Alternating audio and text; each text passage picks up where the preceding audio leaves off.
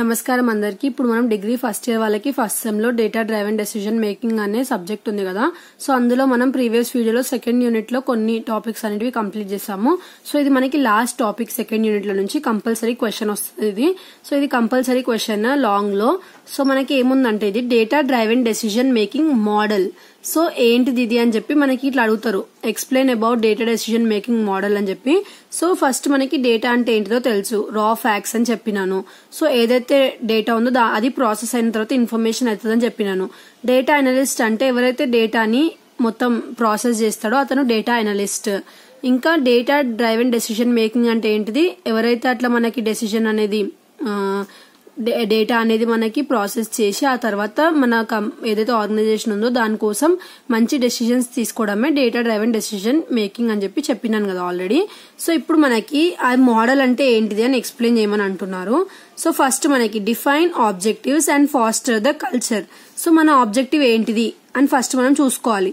తర్వాత మన ఆబ్జెక్టివ్ కి మనం రీచ్ అవ్వాలంటే మనకి ఏమేం కావాలి అనేది తెలిసి ఉండాలి.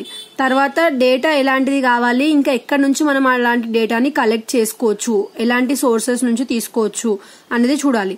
ఆ తర్వాత డేటాని కలెక్ట్ చేయాలి. కలెక్ట్ చేసిన డేటాని అనలైజ్ చేయాలంటే అన్ని ప్రాపర్ గా ఉన్నాయా, మనకు అవసరమైన ఇన్ఫర్మేషన్ మనం కలెక్ట్ చేసుకున్నామా అనేది చూసుకుంటాం. లాస్ట్ కి మనం కలెక్ట్ చేసిన డేటా నుంచి ఏదైతే ఉందో దాని నుంచి డెసిషన్ మేక్ చేయడమే డేటా డ్రైవెన్ డెసిషన్ మేకింగ్ అనేది మనకి. సో ఇప్పుడు మనం నార్మల్ గా బేసిక్ ఎలా చెప్పుకున్నామో సేమ్ అదే ఇది, జస్ట్ ఇక్కడ మనకి పాయింట్స్ గా అంటే సైడ్ హెడ్డింగ్స్ గా డివైడ్ చేసినారు.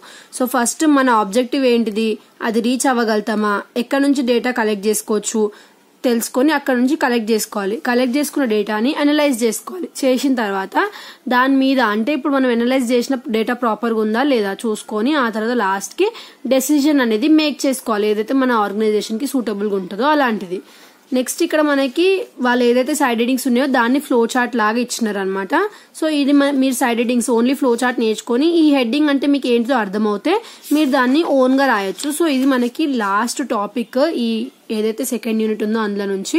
సో మనకి ఈ సెకండ్ యూనిట్ లో ఇది ఒక్కటి ఇంపార్టెంట్ క్వశ్చన్ ఉందన్నమాట. అయినా సరే ఇది ఒక్కటే నేర్చుకోవాలంటే మొత్తం అన్ని ఏవైతే హెడ్డింగ్స్ ఉన్నాయో అన్ని మీకు ఏంటివో అర్థం అవుతాయి. వాళ్ళు ఏ క్వశ్చన్ ఇచ్చినా సరే మీరు ఈజీగా రాయొచ్చు. సో ఇది మాత్రం మనకి సెకండ్ యూనిట్. నెక్స్ట్ వీడియోలో మనం థర్డ్ యూనిట్ స్టార్ట్ చేద్దాము. Thanks for watching.